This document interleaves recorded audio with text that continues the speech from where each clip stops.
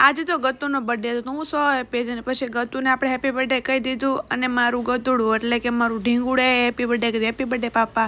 અને હા, પછી ફાઇનલી મેં પણ ગિફ્ટ આપી હતી. તમે લોકો જોઈ શકો છો મેં શું ગિફ્ટ આપી. બધા કહેજો તમને લોકોને મારી ગિફ્ટ કેવી લાગી, ગતુને આપી.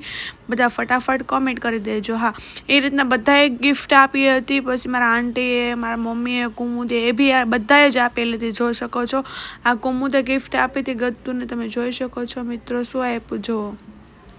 કુમુદે સરસ મજાના કપડાં આપ્યા છે ગતુની ગિફ્ટમાં. જો ગતુને પણ બહુ જ ગેમમાં. કુમુદે થેન્ક યુ સો મચ કરી દીધું. પછી મારી મમ્મીએ પણ ગિફ્ટ આપી. જોઈ શકો છો મારી મમ્મીએ લક્ષ્મીમાં આપ્યા. સરસ મજાના લક્ષ્મીમાં હશે.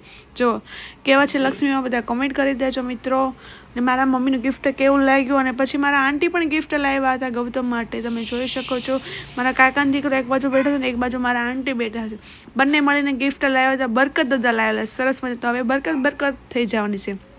પછી બાય બાય અમે લોકો નીકળી ગયા ડભારી માટે.